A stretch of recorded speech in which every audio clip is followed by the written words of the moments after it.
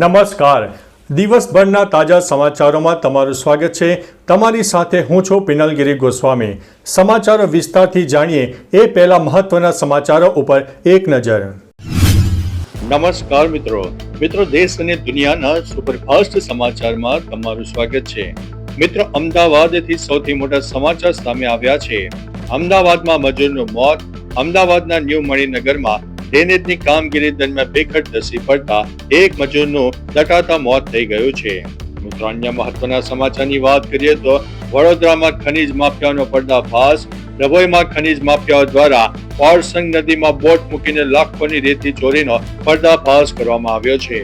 અન્ય મહત્વના સમાચારની વાત કરીએ તો દાહોદમાં પોલીસ ટીમ ઉપર હુમલો.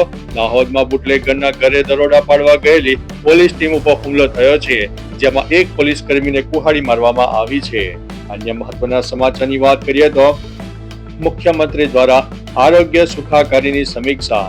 મુખ્યમંત્રી ભૂપેન્દ્રભાઈ પટેલે રાજ્યના અંતરિયાળ વિસ્તારો સુધી આરોગ્ય સુખાકારીની યોજનાની પ્રવર્તમાન સ્થિતિની સર્વગ્રાહી સમીક્ષા કરી છે. અન્ય મહત્વના સમાચારની વાત કરીએ તો ગાંધીનગરમાં ટાઇફોઇડના કેસમાં વધારો જોવા મળ્યો છે. ગાંધીનગરમાં ટાઇફોઇડના કુલ 144 કેસ નોંધાયા છે. આરોગ્ય વિભાગ દ્વારા પરિસ્થિતિની સમીક્ષા કરવામાં આવી રહી છે. અન્ય મહત્વના સમાચારની વાત કરીએ તો મોંઘવારી ભથ્થામાં વધારાની શક્યતા. કેન્દ્ર સરકારના કર્મચારીઓ માટે જાન્યુઆરી 2026 ની મોંઘવારી ભથ્થો એટલે કે ડીએ 2% વધીને 60% થવાની શક્યતા દેખાઈ રહી છે. અન્ય મહત્વના સમાચારની વાત કરીએ તો નલિયામાં સૌથી ઠંડુ શહેર જોવા મળ્યું છે. રાજ્યમાં ઠંડીનો કહેર યથાવત જોવા મળ્યો. નલિયા 7.5 ડિગ્રી તાપમાન સાથે રાજ્યનું સૌથી ઠંડુ શહેર બની ગયું છે. અન્ય મહત્વના સમાચારની વાત કરીએ તો ભાજપનું નવું સંગઠન માળખું. ગુજરાતમાં ભાજપ દ્વારા 35 હોદ્દેદારોનું નવું સંગઠન માળખું જાહેર કરાયું છે. હોદ્દેદારોને જવાબદારી સમજીને કામ કરવા માટે ટકોર કરવામાં આવી રહી છે. અન્ય મહત્વના સમાચારની વાત કરીએ તો રાજકીય અને વહીવટી સમાચાર.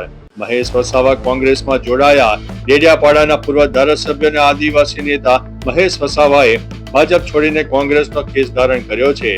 સ્થાનિક સ્વરાજની ચૂંટણી પહેલા આ મોટો રાજકીય ઉલટફેર માનવામાં આવી રહ્યો છે. અન્ય મહત્વના સમાચારની વાત કરીએ તો કૃષિ મેળાનું આયોજન.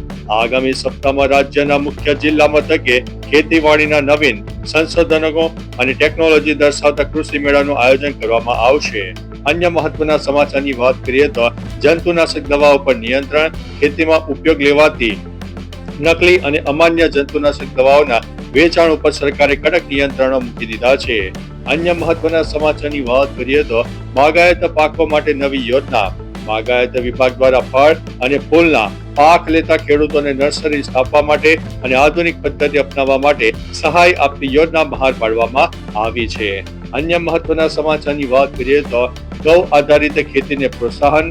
પ્રાકૃતિક અને ગૌ આધારિત ખેતી કરતા ખેડૂતોને પ્રોત્સાહિત કરવા માટે વિશેષ પેકેજ અને ટ્રેનિંગ કાર્યક્રમોની શરૂઆત કરવામાં આવી રહી છે.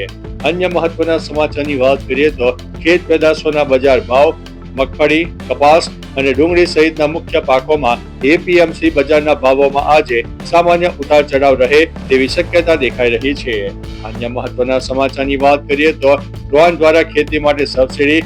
રાજ્ય સરકારે ખેતીમાં આધુનિક ટેકનોલોજીને પ્રોત્સાહન આપવા માટે ખેડૂતોને ડ્રોન ખરીદવા પર વિશેષ સબસિડી આપવાની યોજના જાહેર કરી છે. તો ચાલો મિત્રો, ફરીથી દેશ અને દુનિયાના સુપરફાસ્ટ સમાચાર લઈને મળતા રહીશો. ત્યાં સુધી અમને રજા આપશો. નમસ્તે.